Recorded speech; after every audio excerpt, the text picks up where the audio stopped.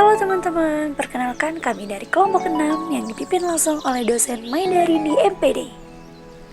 Nah, di sini kami akan membahas materi tentang definisi larutan, sifat larutan, penghitungan yang terkait dengan konsentrasi larutan, dan terakhir cara membuat larutan. Nah, sebelum ke materi, kami akan memperkenalkan lebih dahulu Maulida Munte, Anissa Fitri,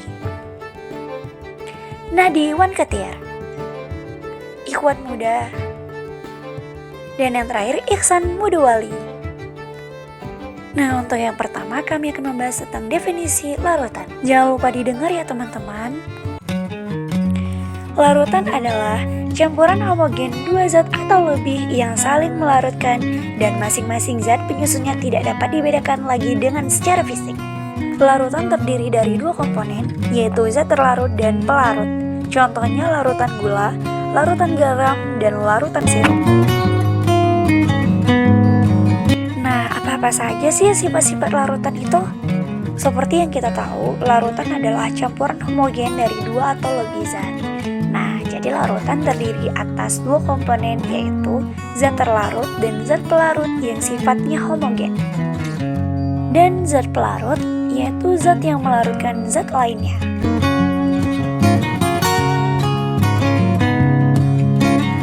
Dan yang selanjutnya kita membahas tentang perhitungan yang terkait dengan konsentrasi larutan.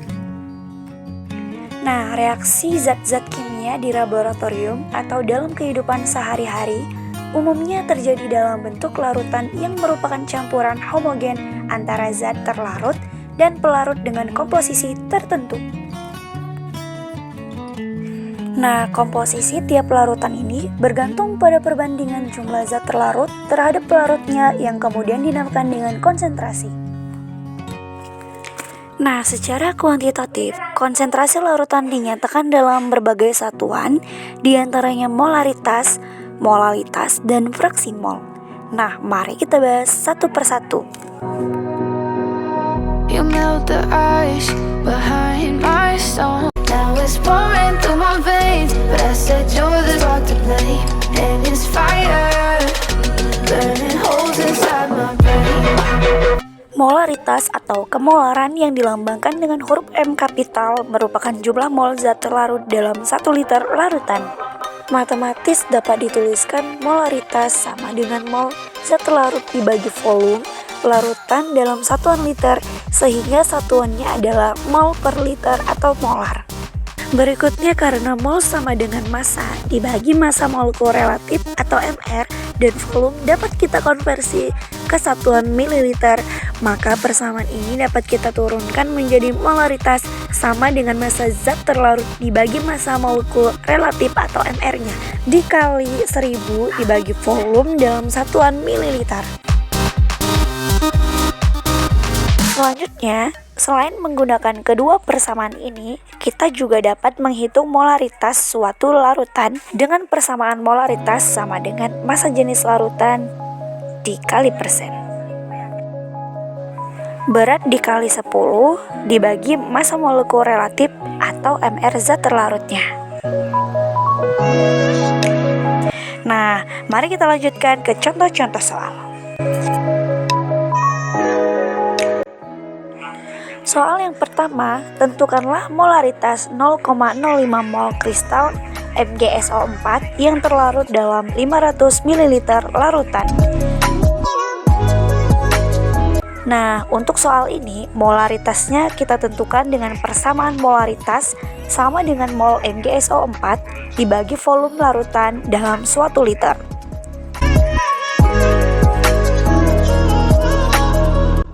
Di soal diketahui volume larutannya 500 ml, maka kita konversi terlebih dahulu ke satuan liter, yaitu menjadi 0,5 liter. Berikutnya di soal diketahui mol MgSO4-nya adalah 0,05 mol.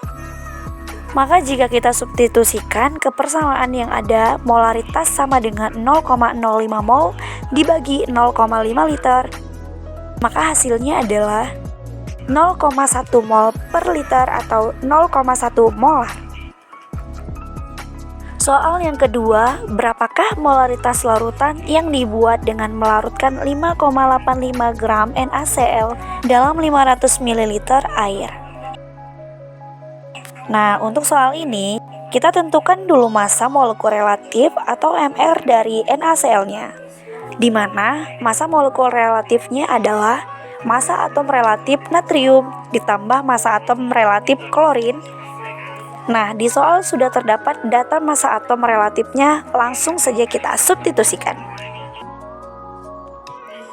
Maka massa molekul relatifnya sama dengan 23 gram per mol ditambah 35,5 per mol. Hasilnya adalah 58,5 gram per mol. Berikutnya kita hitung molaritasnya dengan persamaan molaritas sama dengan massa NaCl dibagi massa molekul relatif atau MR-nya dikali 1000 dibagi volume larutan dalam satuan mililiter. Di soal diketahui massa NaCl-nya adalah 5,85 gram dan volume larutannya adalah 500 ml. Maka molaritasnya adalah sama dengan 5,85 gram dibagi 58,5 gram per mol dikali 1000 per 500 liter pangkat minus 1. Hasilnya adalah 0,2 mol per liter atau 0,2 molar. Soal yang ketiga, kelarutan biji tembaga sulfida pada umumnya mengandung asam nitrat pekat yang mengandung 63% HNO3. Maka massa jenis larutannya adalah 1,63 gram per mililiter. Maka molaritas asam nitrat pekat tersebut adalah... Nah, untuk soal ini, molaritasnya kita ketahui dengan menggunakan persamaan molaritas sama dengan massa jenis larutannya. Dikali persen beratnya dikali 10 dibagi massa molekul relatif atau MR-nya. Di soal sudah diketahui data massa jenis persen, berat, dan massa molekul relatif atau MR dari HNO3. Langsung saja kita substitusikan sehingga molaritasnya sama dengan 1,63 gram per mililiter dikali 63 dikali 10 dibagi 63 gram per mol. Hasilnya adalah 16,3 molar.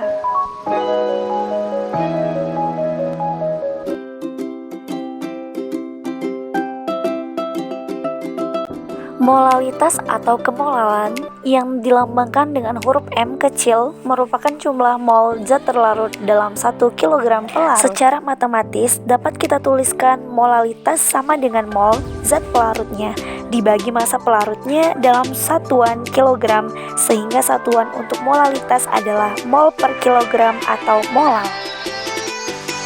Nah, berikutnya karena mol sama dengan massa dibagi massa molekul relatif atau MR dan massa pelarut dapat dikonversi ke satuan gram, maka persamaan ini dapat kita turunkan menjadi molalitas sama dengan massa zat terlarut dibagi massa molekul relatif atau MR zat terlarutnya dikali 1000 dibagi massa pelarut dalam satuan gram.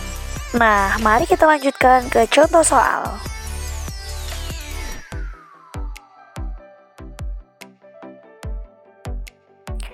Soal yang pertama, tentukanlah molalitas 0,2 mol BaCl2 yang terlarut dalam 500 gram air. Nah, untuk soal ini, molalitasnya kita tentukan dengan persamaan molalitas sama dengan mol BaCl2 dibagi massa pelarutnya yaitu air dalam satuan kilogram. Di soal diketahui massa airnya 500 gram. Maka kita konversi terlebih dahulu ke satuan kilogram sehingga menjadi 0,5 kilogram. Berikutnya di soal diketahui mol BaCl2-nya adalah 0,2 mol. Maka jika kita substitusikan ke persamaan yang ada, molalitasnya sama dengan 0,2 mol dibagi 0,5 kilogram, maka hasilnya adalah 0,4 mol per kilogram atau 0,4 molal. Soal yang kedua, berapakah molalitas larutan yang dibuat dari 6 gram glukosa yang dilarutkan dalam 100 gram air? Nah, untuk soal ini, molalitasnya kita hitung dengan persamaan molalitas sama dengan massa glukosa dibagi massa molekul relatif atau MR glukosa. dikali 1000 dibagi massa air dalam satuan gram. Nah, di soal sudah diketahui data massa dan massa molekul relatif atau mR glukosa serta massa airnya. Langsung saja kita substitusikan, maka molalitas sama dengan 6 gram dibagi 180 gram per mol dikali 1000 per 100 kg pangkat min 1, hasilnya adalah 0,3 mol per kilogram atau 0,3 molal. Soal yang ketiga, molalitas larutan NaCl 10% massa dalam air adalah diketahui massa molekul relatif atau mR NaCl adalah 58,5 gram per mol. Nah, jika persen berat larutan NaCl-nya adalah 10%, maka artinya dalam 100 gram larutan massa NaCl-nya adalah 10 gram dan massa airnya adalah 90 gram. Dan sama seperti soal sebelumnya, molalitas kita tentukan dengan persamaan molalitas sama dengan massa NaCl dibagi massa molekul relatif NaCl-nya dikali 1000 dibagi massa air dalam satuan gram. Nah, kita substitusikan semua data yang sudah ada, maka molalitas sama dengan 10 gram dibagi 58,5 gram per mol dikali 1000 per 90 kg pangkat min 1. Hasilnya adalah 1,9 mol per kilogram atau 1,9 molal. Konsentrasi larutan yang ketiga adalah fraksi mol, yang merupakan perbandingan jumlah mol suatu zat terhadap jumlah mol total zat-zat yang terdapat dalam larutannya. Nah, fraksi mol ini kita lambangkan dengan huruf X kapital yang secara matematis dapat kita tuliskan fraksi mol zat A sama dengan mol zat A dibagi total mol semua zat dalam larutannya. Berikutnya yang harus diingat adalah jumlah fraksi mol semua komponen dalam larutan sama dengan 1. Nah, supaya paham, mari kita lanjutkan ke contoh soal. Suatu larutan dibuat dengan mencampurkan 46 gram etanol dan 44 gram air. Berapakah fraksi mol masing-masing zat dalam larutan tersebut? Diketahui massa molekul relatif atau mR etanol adalah 46 gram per mol dan massa molekul relatif atau mR air adalah 18 gram per mol. Nah, kita tentukan dulu fraksi mol untuk etanolnya dengan persamaan fraksi mol etanol sama dengan mol etanol dibagi mol etanol tambah mol air. Selanjutnya diingat bahwa rumus mol adalah massa dibagi massa molekul relatif, maka mol etanol adalah massanya dibagi massa molekul relatifnya.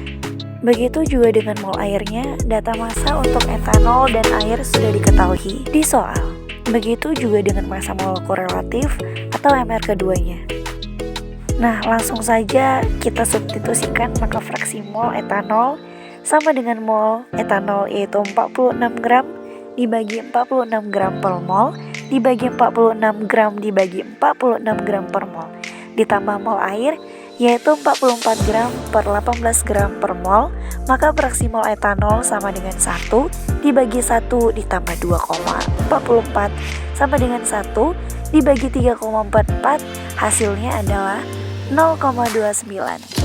Berikutnya diingat bahwa jumlah fraksi mol semuanya berkomponen dalam campurannya adalah 1, maka fraksi mol etanol ditambah fraksi mol air sama dengan 1, sehingga fraksi mol air sama dengan 1 dikurang fraksi mol etanol sama dengan 1 dikurang 0,29, maka hasilnya adalah 0,71.